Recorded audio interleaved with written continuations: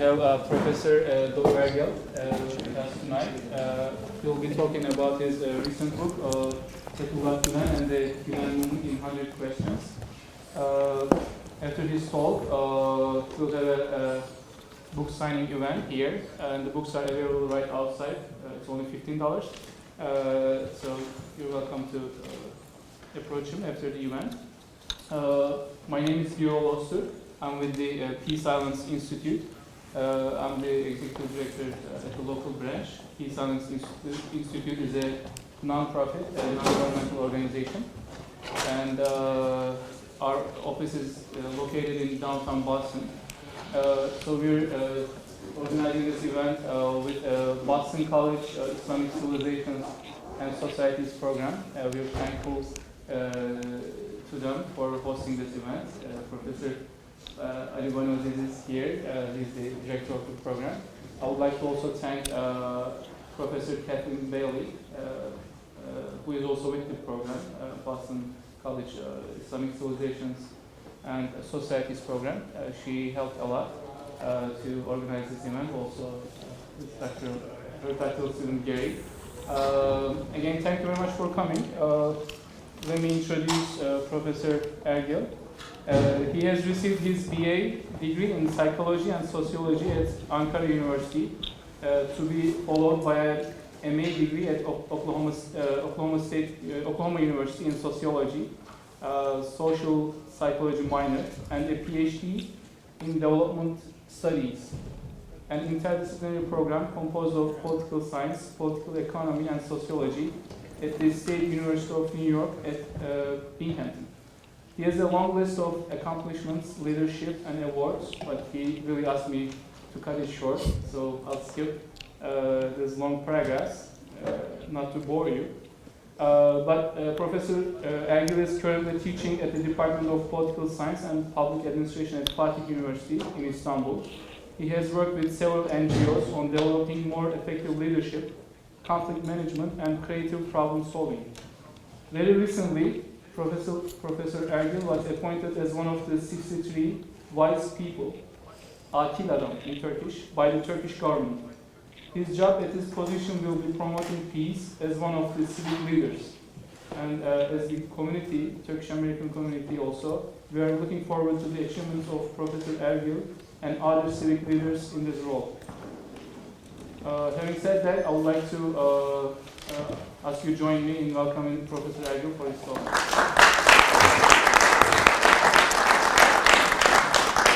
Can I have the book? Sure. Good evening, and happy to be here. I hope you feel the same thing after I finish my speech. I wrote this book as an activity of trying to understand one of the problems of Turkey. You would say, what kind of a problem is this? Well, this is a problem with the establishment. I was the first person who wrote a book on political violence and terrorism in Turkey back in 1980. There was bloodshed all over the cities of Turkey, but no one was studying that because no one dared to. So I wrote the first book, and both the right-wing and left-wing activists in the prison system, Ankara prison system that I interviewed, decided to kill me. They put my name on top of their list. Soon after, the 1980 coup took place on the 12th of September. So I told the generals, who were very proud of their achievements, and said that you saved my life. So I am not against 12th of September, but I am against 13th of September and afterwards. They were very unhappy, of course. You know. The smile on their face disappeared very soon. Secondly, it was the Kurdish problem, which was not mentioned as such, which was not labeled as such, because there were no Kurds at that time, you know. Kurds were killing Turks. Turks were killing people from an ethnic group. This was the official jargon of the state. You know, an ethnic group, but they had no name. So I ventured into the conflict zone where there was a fratricide going on, and interviewed the Kurds in 3 provinces of the conflict zone, and 3 provinces where they have moved out to save their lives and to live in relative comfort, to see whether this move out of the conflict zone radicalized them or really mitigated the conflict that they felt to be a part of.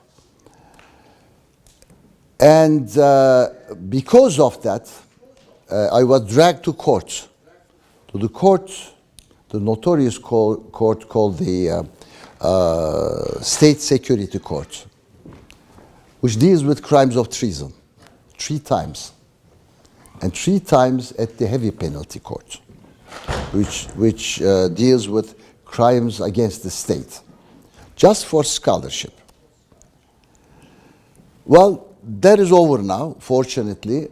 The things that I have found out and the analysis that developed out of it with some propositions are better understood now, although quite late.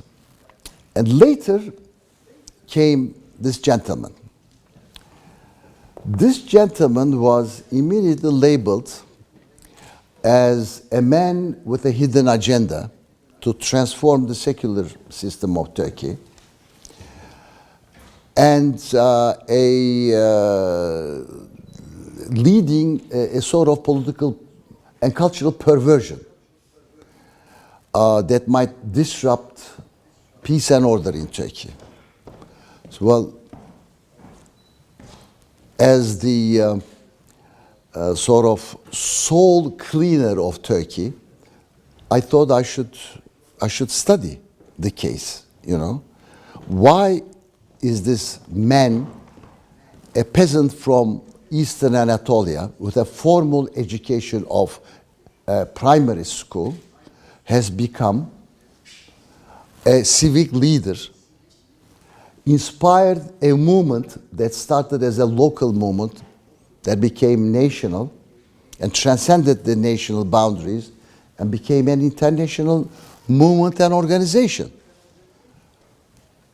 with activities so diverse, ranging from economic enterprise to media and communication and to education, starting from prep courses to the university, to the end of the university. So what is this? That had to be explained. The reason why the establishment was so worried and interested, of course, to say the least, that this was the first comprehensive, or there were perhaps other civic movements, but the first comprehensive civic movement that owed nothing to the state in its success in its creating its zone of influence,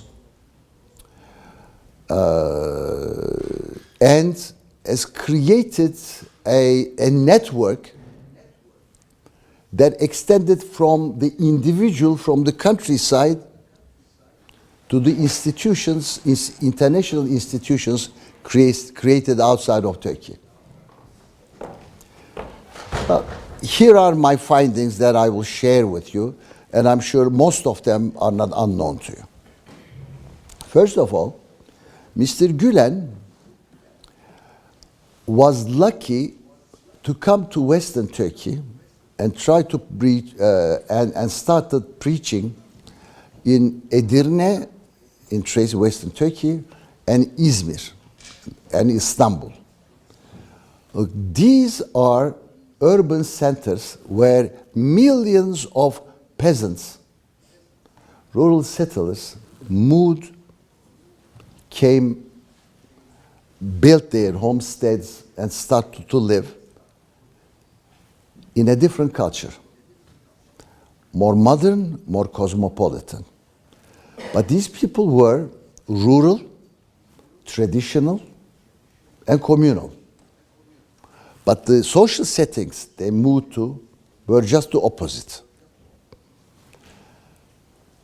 Another lucky point for me, that is, for Mr. Gulen, was that the people that started gathering around him, seeking his advice, getting inspiration to lead their lives and to do positive things for them and for the people who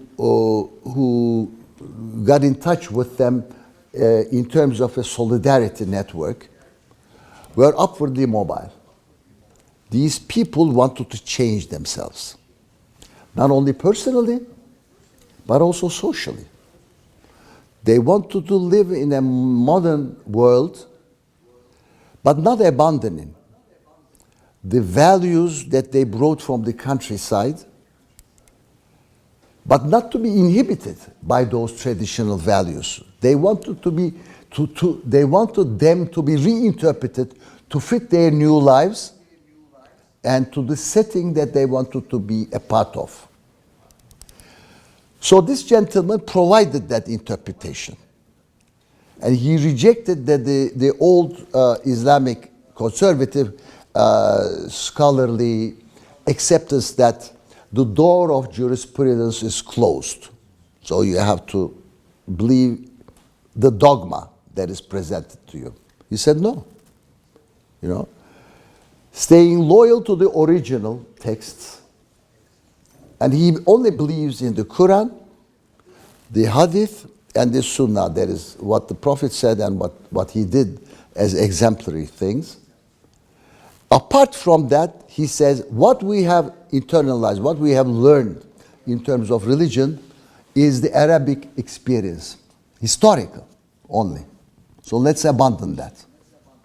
Let's stick to the originals, to the essence, to the principles which are universally human, compassionate, and which promotes solidarity, modesty amongst people. Let's stick to that, but reinterpret them to fit to this new world and the exigencies of the new world that we experience directly. And he says the best way to make that interpretation is to take Islam in the Anatolian context, that is the mainland Turkey, as you know. Because Arabic Islam does not only promote a hierarchical understanding of a society, but also a uniformist understanding. But in fact, life in Anatolia, starting from the Hittites, the Phrygians, the Lydians, the Romans, and so forth, all civilizations, you know, that have accumulated on top of each other, having been inspired by each other, is a plural amalgamation, which Anatolia, the people of Anatolia, have internalized. And when Islam has entered into that multiple culture, it has developed two qualities: pluralism and acceptance of diversity. Well, out of acceptance of diversity comes out tolerance, of course. Tolerance, not in the form of accepting cultural differences unwillingly, but it's a natural state of being that they coexist. In fact, this is developing an understanding of coexistence. In coexistence, there's no hierarchy. So he proposes to have a hierarchy of values rather than a hierarchy of religions, hierarchy of ethnicities, and hierarchy of social classes. He proposes a hierarchy of values at the top of which is faith that hinges on the idea and the reality of God. And secondly, the universe, which is the area of science, scientific inquiry. And in his analysis, which I came to like a lot, the level of faith and the level of science, that is, God and universe, are not contradictory. But because as we delve into scientific inquiry, we are really studying the realm of creation. So science is something that we engage in trying to understand the universe, which is God's creation. So they are not contradictory. In fact, they are complementary. What we can discover scientifically, which we can prove that it is fine. But with intuition, we can understand, we can add to our understanding that comes from our faith. And the third level of values comes from or emerges out of human relations. Human relations based on justice and the quality of goodness. Goodness is this: what you want for yourself, want for the others. What you want to acquire, let others acquire it as well. Well, of course, this is connected with justice as well. I talked to him last night. I visited him in North Pennsylvania, and I asked him the same question, or a similar question. I said, what is the mature person in the modern world, today's world? His answer was very simple. He says, to toil for the best, it could be material gain, it could be a spiritual enlightenment, or it could be acquiring knowledge. And to share it. To share it so that it will upgrade your lives and souls as well, but together. To share the things that you produce, not only materially, but in other realms as well. And definitely help yourself at times of distress. And this is what he means in terms of human relations. He defines human relations as soul-searching soul. And he said the medium for that is communication. And the final point of communication is formalized by the organizations he has inspired as dialogue. Interfaith dialogue, intercommunal dialogue. Dialogue of all sorts. So one of the Gulen Movement's investments is in the field of communication as well. As regards his understanding of religion, which means Islam, he's definitely an Islamic scholar, but he's not an Islamist. He is quite certain that Islam and democracy is compatible. Just like Judaism and Christianity is compatible with democracy. But he says political Islam is not compatible with democracy, just as political Judaism and Christianity is not. Because there, it's no more religion. It's a political ideology. And every ideology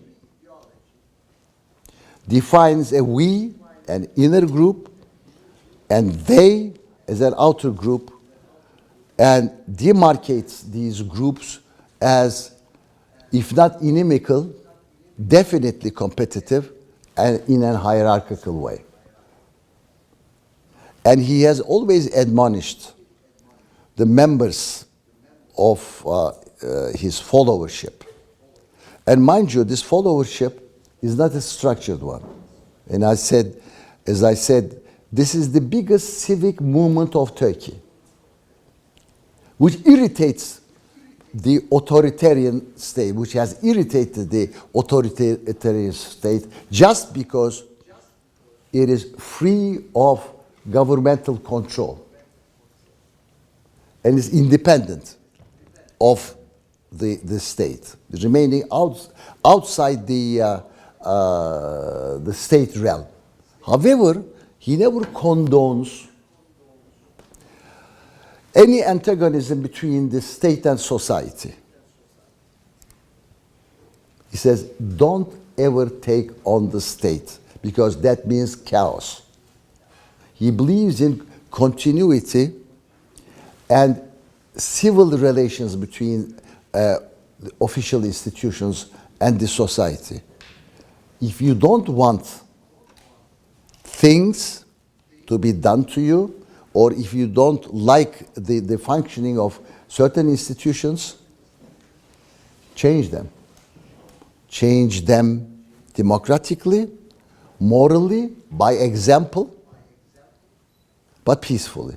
So transform the state from being your master to make it your servant. And that's what democracy is. That's what we, the Turkish liberals, also want.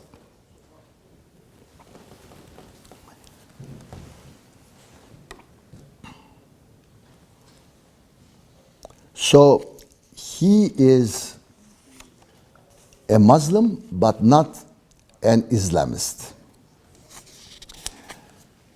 The Gulen Movement is perhaps the most successful civic organization in Turkey who have benefited from globalization. You know, Turkish leftists are anti-globalist. Turkish nationalists are diametrically opposed to globalism. For Mr. Gulen, globalism is neither a threat or a boon. When people said, you know, let's fight against globalism, I heard him say, they think it's easy. If you really want to fight against globalism, you just disconnect your telephone lines to international conversation and the convertibility of your money. Stop tourism both ways. No import-exportation. Call all your academics and students home. Can you do it? He says. If you can do it, that's fine. So you are successfully fighting globalism. But if not, make use of what globalization offers to you, and after understanding the nature of it, try to defend your institutions, your economy, your diplomacy from it as much as possible. So in that sense, he seems to be quite realistic because he's non-ideological. So when he talks about Anatolian Islam, he first advocates the plurality of cultural, ethnic, and so forth existence of Anatolia, and that religion must accept that plurality. And accepting that plural reality will end up in managing that plurality, which means pluralism. That again connects the Gulen movement to democratic development. And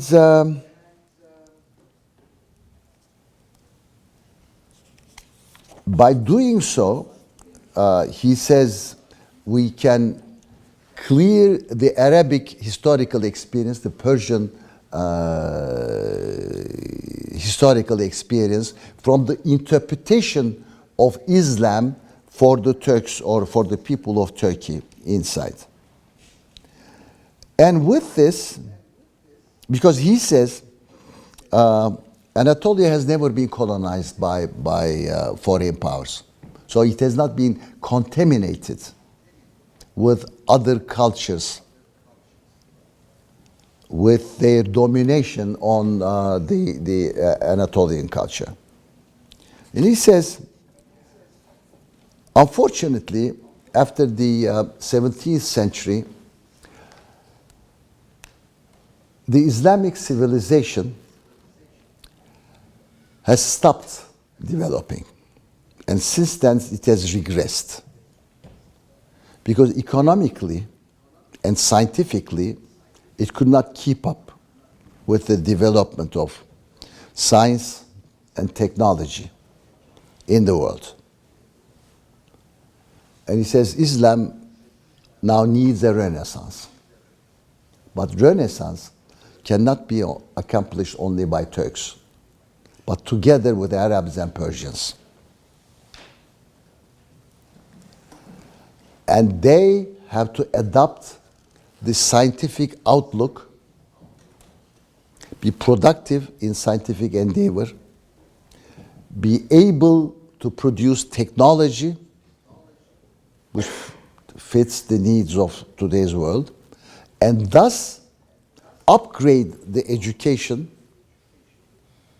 to produce science and technology,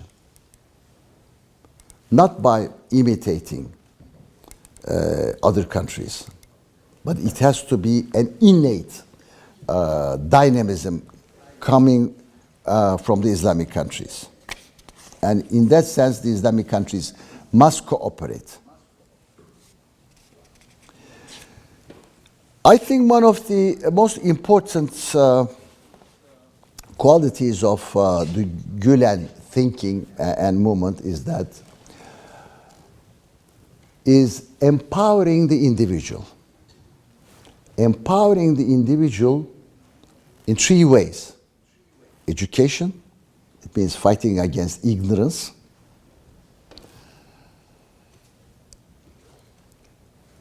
Providing welfare to him so that she or he can be able to do the things she or he wants or aspires, which is economic endeavor.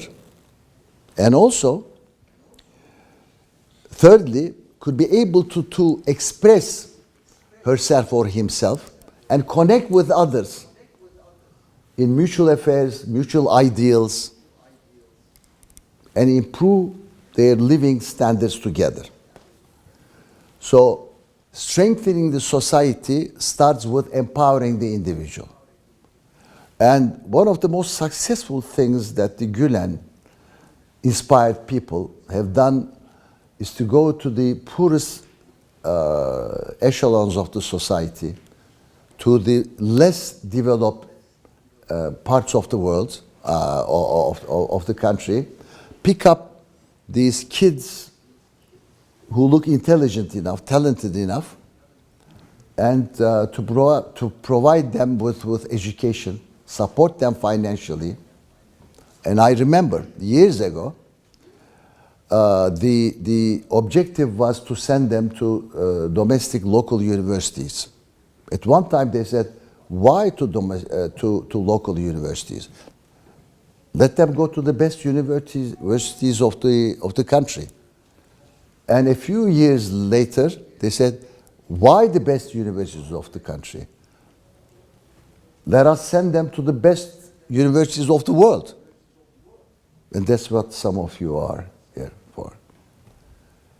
And then this group that started perhaps as a faith-based group flourished into an organization, a network, let's say, much better, perhaps, a network of a global size, but with the mentality changing and transforming into an international caliber. So maybe at the very beginning, those religious people were envisioning to build a religious society. But now their vision is much bigger. To create a solidaristic, a moral society as big as the world. But that's a utopia, of course. But there's nothing wrong with utopias unless they force themselves violently into reality. Let them nourish that utopia. So far, they have achieved a lot. And his criticism of the nation state, particularly the Turkish nation state, well, of course, this is not done very publicly, but this is what I have read out of his writings and sayings, that the Turkish nation state has abandoned the idea of plurality of the society. Cultural diversity, ethnic diversity, religious diversity at the same time. Try to uniformize the society. Try to create unity out of uniformity. But in fact, following the Ottoman line to today, he says a unity can be created out of diversity if you can manage that diversity properly, based on justice, equality, and good management. And now, today, what we discuss in Turkey is the nature of nationalism. For the first time in Turkish political history, we are criticizing the nationalism that's based on ethnicity today. The constitutive ideology of the Turkish Republic is nationalism. But now we realize that nationalism did not encompass the national whole, but it was exclusive to only ethnic Turks. You see, nationalism could be solidaristic if you name the other outside the nation. It's the adversary, the enemy, or the other outside the national whole. But if you name the enemy or the adversary or the suspected other within the society, within the national realm, you are really undermining the national unity. You are putting a time bomb under the nation. And now we understand that, in fact, the basic aim of Turkish nationalism was to create a solidaristic nation, a unified nation. We have done just the opposite. We have divided the country. We have created fault lines between ethnicities, religious groups, and cultural groups. Better Turks, lesser Turks. Better Muslims, other Muslims, like the Alevis, for example. Muslims, non-Muslims. With so many fault lines, with so many divisions, no society can be labeled as a nation. But we realize this now. And this man has been saying this a long time ago, which no one understood. And that's why I wrote the book, you see. And when I started writing the book, coming from that secular establishment, I had my question marks, of course, you know. But as I studied it, that took about 2.5 years, with several interviews going on several days. So I thought I'm with a new phenomenon, you know, that has to be reckoned with, and that's what this came out. And I'm not here for the promotion of the book. You know, I don't benefit. I mean, I don't have any profit out of this. Believe me.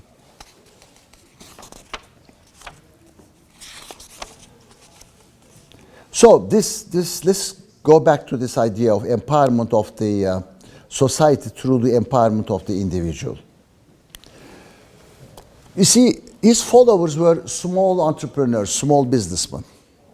He said, why are you working with small capitals, with the labor force of your families? Why don't you unite? Put your money together. Bring better methods into your work. Employ experts and so forth. Now the Gulen Movement people, not the Gulen Movement, mind you, the Gulen Movement does not own anything, but people who feel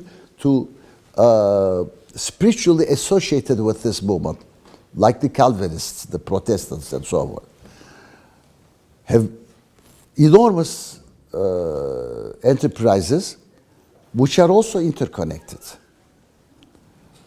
So all these capital groups put 10%, 20% of their profits aside, initiate schools, initiate other enterprises, and upgrade the living standards of those people who are needy first, and also help the enterprises associated with this group grow bigger, become more international. See, how the group worked was this, I mean, as I watched it grow. A few people from the group these are teachers, goes to an obscure corner of the world, which they do not know, like Kazakhstan, Uganda. You know? I mean, this sounds like a joke. They go, they acquaint themselves with the officialdom there, and they say, we want to open up a school. Well, they work, I mean, they try to convince these people, and this school was going to be a part of their educational board, in their own national, I mean, that country's national language. So they start forming this faculty, they initiate the school, so there is a foothold over there. And then some Turkish venture capital comes into this country. There is no one else but these people who come to know the local language, and they take them to either to the business community or to the government officials to get permissions, and businesses are created there. And when these businesses start making profits, a part of that money or those profits are put aside for other ventures. That's how the network grew to be international.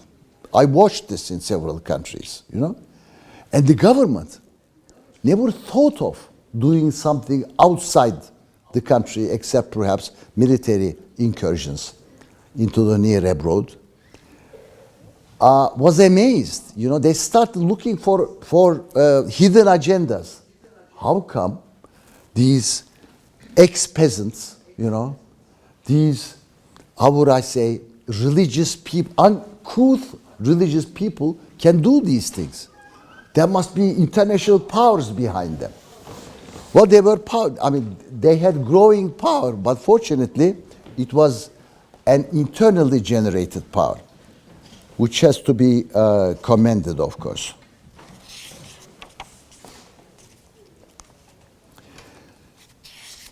He, as I said, does not want a conflict emerging between the civil society and the state, but once the empowerment of the civil society so that they would demand, the civil society will demand that the state would cater the needs of the society rather than the state dictating its whims on the society. This is perhaps the most peaceful proposition for transformation in the country. And lastly, he says, if you want to find out what would drive your lives, what is the depository of goodness? The goodness you feel and the goodness you share with other people, so that you can have a walk in history together rather than fight with each other and deplete your resources. You can find it in religion. Mind you, I want to remind you once again, he is a man of religion. He is neither a political scientist, or from any other profession. But he has proven to be an inspirational leader, not a community leader, but rather a spiritual leader. And what he says is that, look, ethnicity may be important for you. It may be one of your sources of identity, collective identity. But there are other sources of identities. Islam, for the Islamic people, no matter what their cultural and ethnic backgrounds are, could be an overarching, a supra-identity. So organized on that, under that identity for cooperation, for solidarity. And the next question is that, what about the Jews and the Christians? He says, exactly. They should do the same, and those organizations would come together and cooperate, because we are sharing the same life, the same country, the same continent, the same planet. And when someone asked to him, what shall we do if there is an Armenian governor, for example, to govern us as Turks? He says, would you take your watch to be repaired to an Armenian watchman because he is better than the others? They said, yes. So why not a government? Why not a governor? Just because he's an Armenian. It's meritocracy, not anything else that should be the driving principle of good management.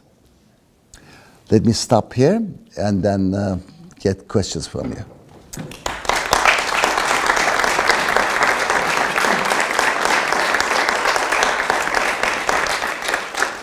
Thank you very much, Professor Ergil, for this nice talk, nice introduction.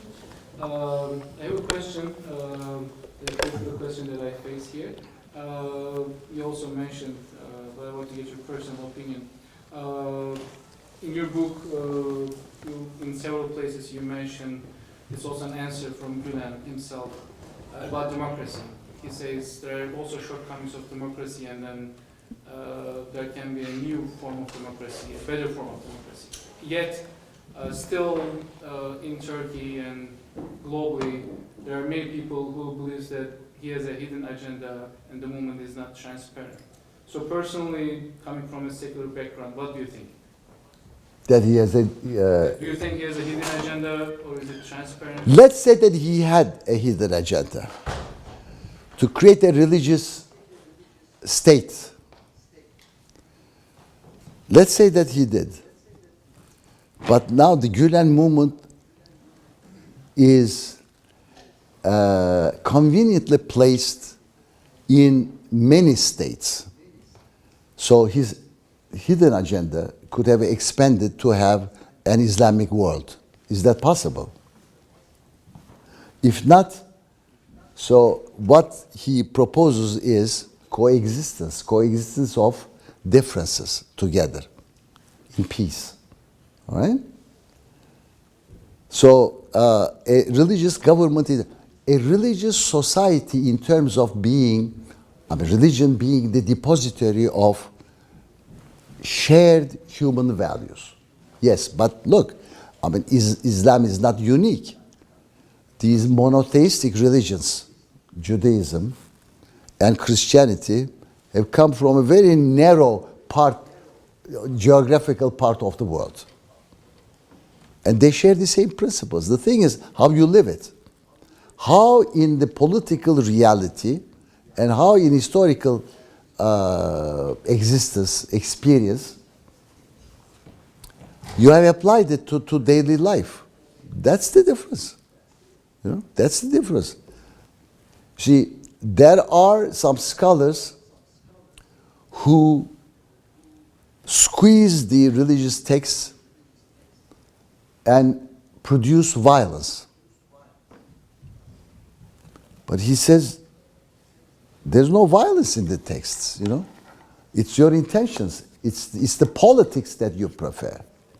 And in fact, something that I neglected, that while some people read violence out of those texts, he looks at the same text, he says, look, this is a proposition of cooperation, compassion, and solidarity, not contention and war. And he says, for example, a suicide bomber cannot be a Muslim because whatever he does is against the will of God. So if you read the opposite out of the same texts, there's heresy, he says. And you would say, well, if the doctrine that he has inspired is so good, how come the Islamic world is not that affected from his teachings? That's a very legitimate question. For two reasons. First of all, most of the Islamic countries are dictatorships, so you cannot penetrate into the system because of their political structures. And secondly, the clergy in most of those countries have become so politicized that they do not want to lose power by a much more liberal and modern interpretation of religion, where the individual and the society will have freedom over to those clerics that dictate everything. For two reasons. See? And two impermeable layers: politics and the clergy. That doesn't allow a much more modern and liberal interpretation of Islam that's much more fitting, much more in harmony with modern life and with democracy. One more thing. Women and Gulen Movement. There is a problem area there, to be frank. Most of the Gulen people come from these traditional rural backgrounds. Mind you, when I say they may be born in the city, but their families are of rural origin, and these modes of conduct, modes of behavior do not change that much. You see, first, economy changes. Secondly, the social and economic order. Lastly, the culture changes, because culture are values that we have internalized and the behavior that is affected by those values. This is a universal principle. So women in the traditional culture and in the rural sector is still secondary to men, who are more domineering and who are the masters of the world in those circles. Mr. Gulen, being a very liberal person, more liberal than the adherents of the movement, mind you, he says women can work anywhere, in any line of work. They should have the right to. But he says, I prefer They become mothers because they are much more compassionate than men, you know, and they administer their homes because they are much better managers in the micro world. You know? What is this? This is not because he is a macho person, but coming and to be influenced by that more conservative culture. Is this a problem? It may be a problem for the women under the influence of the men of the moment, and they have to fight for their rights. But mind you, to compensate this sort of semi-negative assessment, when that critical time came, when the girls who covered their heads because of their belief were not allowed higher education by the secular establishment, who owned the land,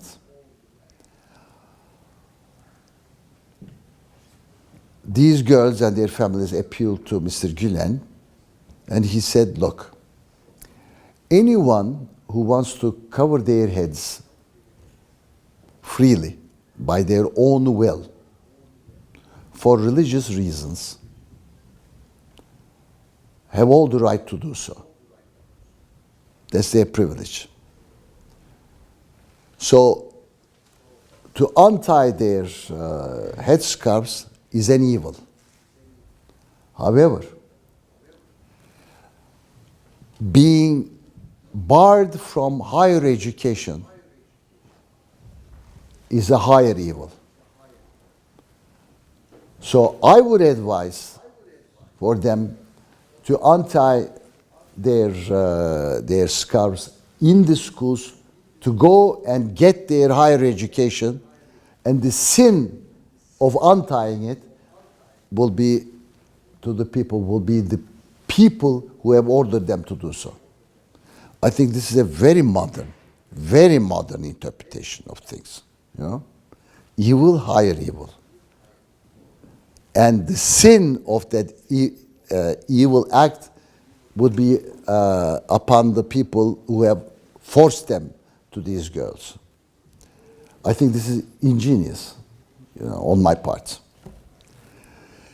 Of course, everything evolves, and women, not of the moment, but of Turkey in general, will feel more emancipated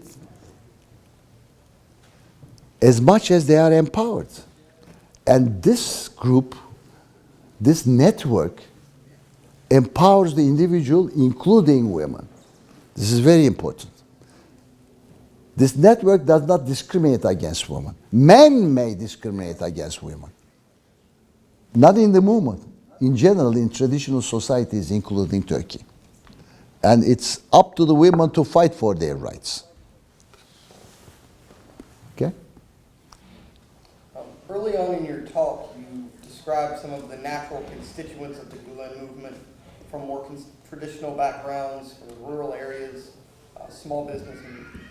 It strikes me that that's the exact same natural constituency of the Musiad Trade Association. Yeah.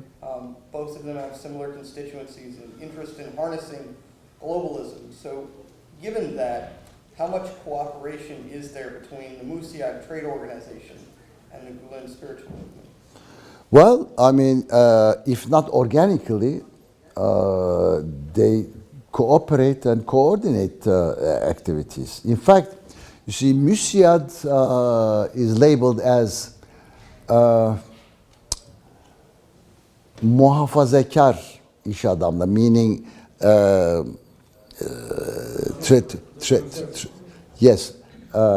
traditional businessman.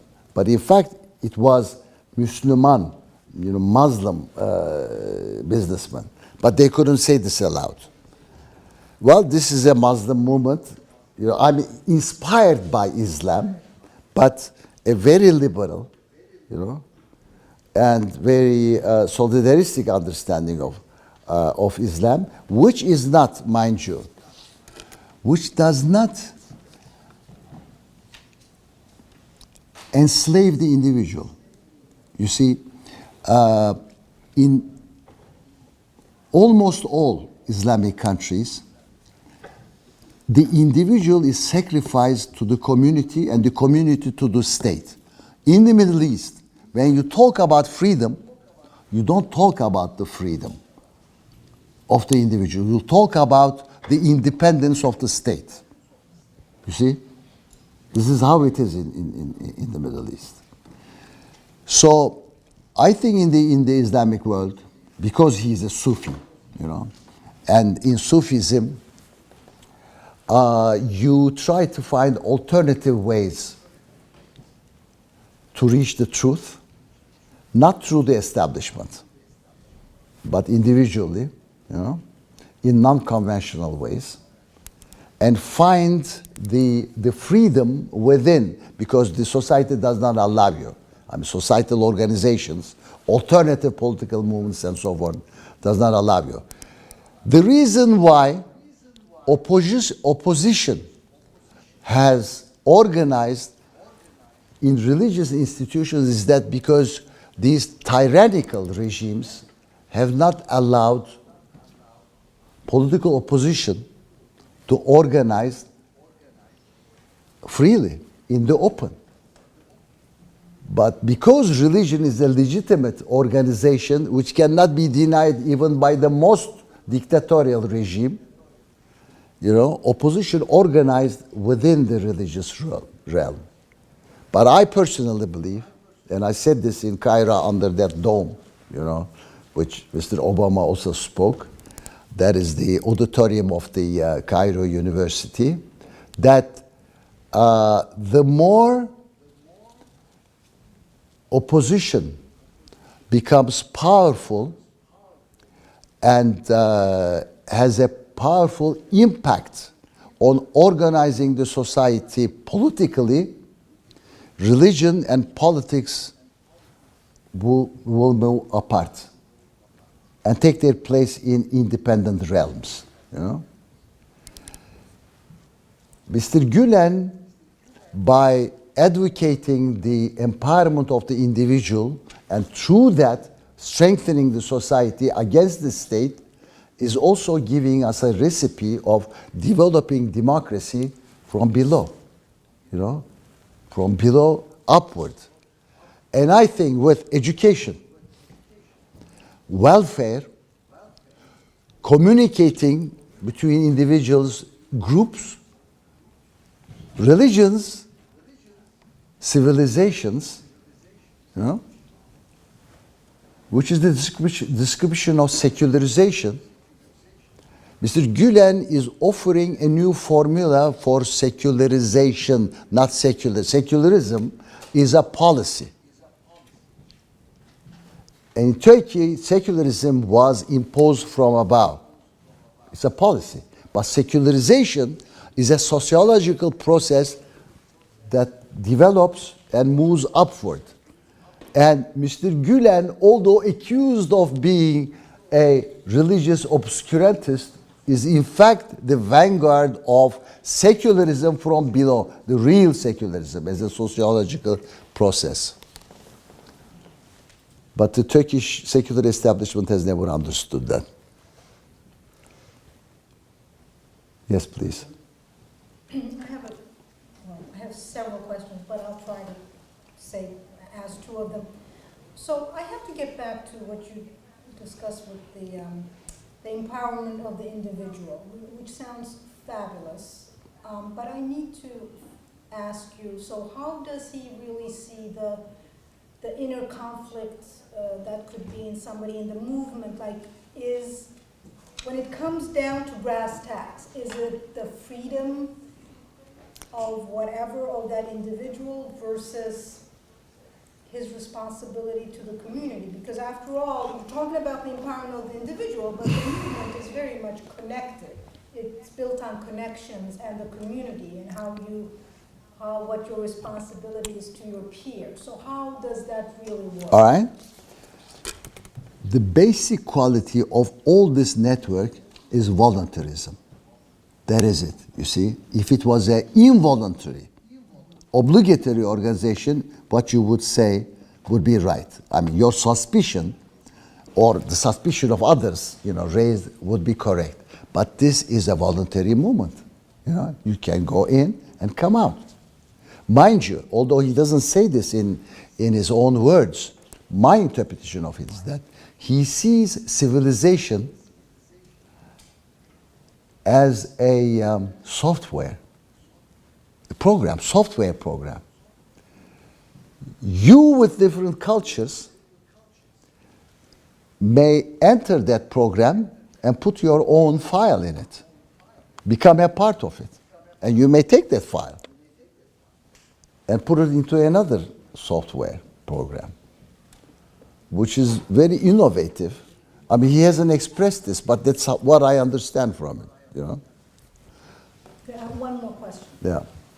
And it's a little bit more about yourself, because obviously the politics of Turkey, yes, you writing this book, and whether, with your background, who you are, and also politics being the way they are in Turkey, and the extreme secular establishment likes to attack those who may be sympathetic to the Gulen movement. Have you had, reaction to you and your relationship, and you're on a phone call basis with him? Have you had any reaction to what you do? I wrote this book for the secular establishment. Its language is secular as well, because the religious language is quite different, with its content, with its concepts, with its style, and so forth. And I'm not versed in that language, mind you, to be honest. I wrote this for my own understanding of what is going on, and after that, the secular people bought this because the community knows what he has said, what he has written, and so forth. And I think most of the people in Turkey who were opposed to this movement, because they didn't know it, came to understand its nature a little bit more. I didn't say that I have enlightened them, how could I say that? But they understood it a little bit more, because I know that in the list of the most favored writings, some of the top businessmen read this book as well. In that sense, in a few instances, I said, though Ergil has become a Gulenist, but this only went for 2-3 weeks. They know that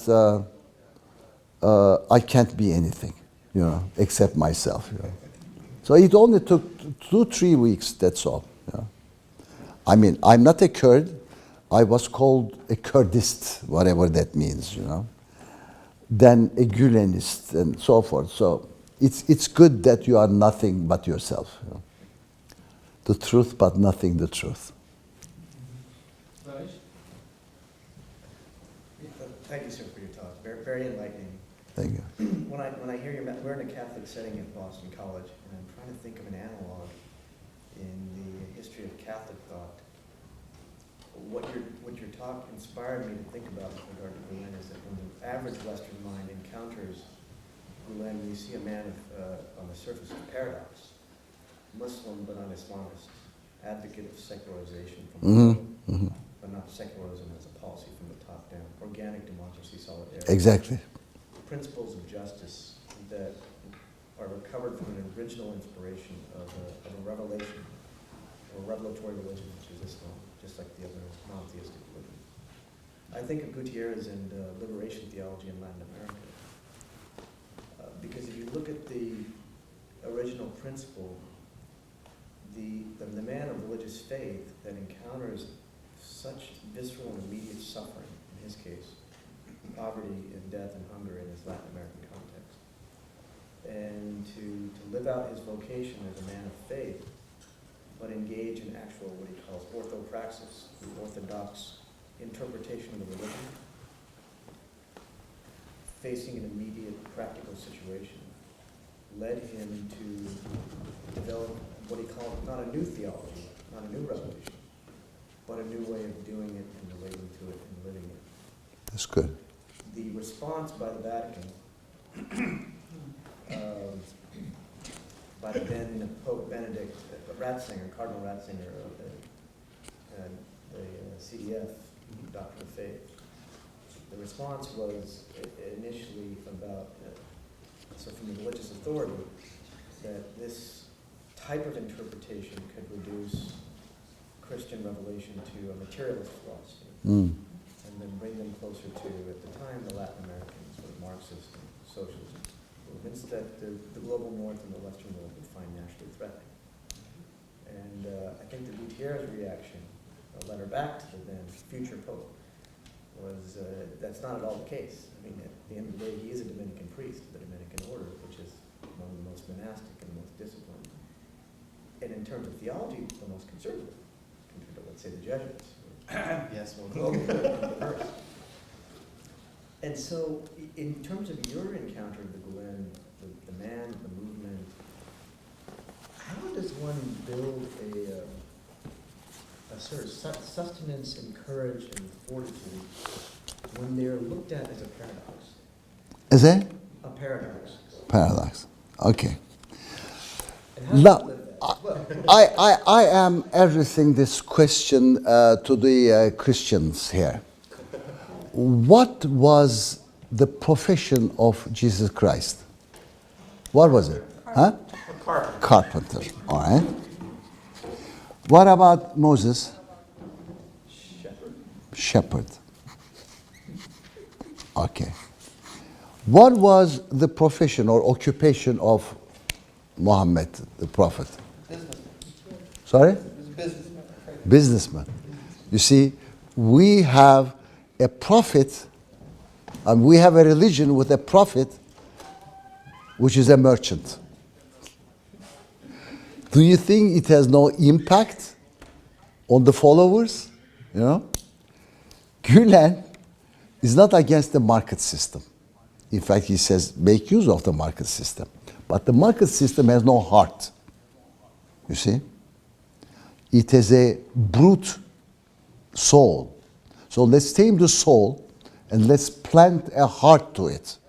And that we can do it not only individually but communally by sharing, you know. Just like in the Protestant ethics, it says material gain and success is God's reward to your efforts, you know, provided that that profit is not consumed by you. All of it, that is. Share it. Give a hand to others so that their life would be improved. And thus create a network where you could share the boons of the reward of God. You know? You see, he is not in antagonism with either the state or the marketplace or the market mechanism. He says transform them into more human ways of working. This is a style, of course. It's a good style. I mean, in terms of the peace that we are searching for, in terms of reconciliation that we are after, this is a good approach. I'm not saying that this is the only approach to be adopted, but it's a functional approach. Yeah. And in terms of that liberation, of course, you see, the movement is inspired. Is not a theological one. Yeah? It's really putting religion as a not as a mediator, but as a facilitator to improve things, human relations, and the working of the society. There he says, religion is the depository of all the good things that you can find to make things easier and to make it more humane. So that is a little bit different than the liberation theology, of course, which is propagated by the clergy. You know? And mind you, this man is not a cleric in the classical sense. You know, in Sunni Islam, there is no clergy. Everyone could be their own imam, you know. Yeah. Any other questions? Yes. The movement has, of course, as you pointed out, expanded internationally. There are various organizations and institutions that are associated with it. And Mr. Gulen is not in good health now. What would happen after his passing, in your judgment? What are the chances for the movement to continue, and how would a charismatic movement that has been so dependent on the teachings of one person survive? And how does he himself see that process continuing beyond him? That's a very legitimate question. When I put this question to the top echelons of the movement, they were very disturbed. They didn't like the question. You know? But you know, by observing the organization, which is much more professional now. For example, yesterday, before going to visit him, I was at the Ebru TV network. Ebru TV is owned by this group.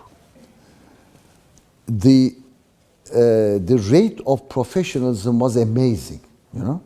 I mean, the guy who runs the place is an ex-teacher, but he has acquired so much expertise in technical things that, you know, I was surprised. So the division of labor, professionalization has increased tremendously in the last 10 years. And I think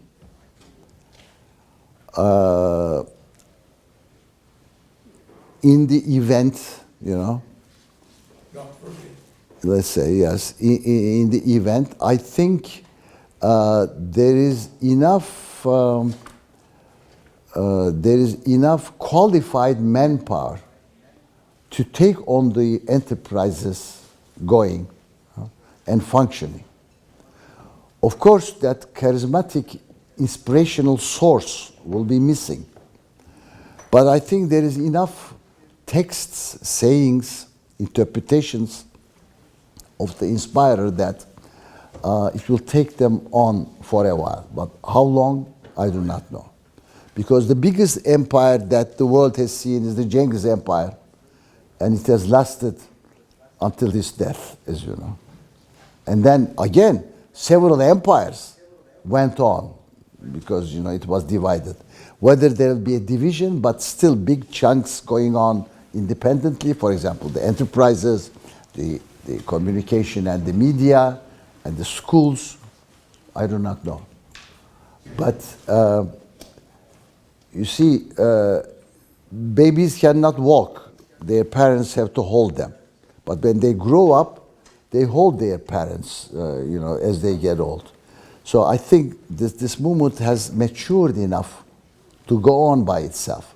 But I'm not very sure. I'm not in the movement, you know. You should ask them to the real leaders of the movement. You know. That, I mean, this is just a partial answer, I know. But this is as much as I can do. Let's thank our speaker once more.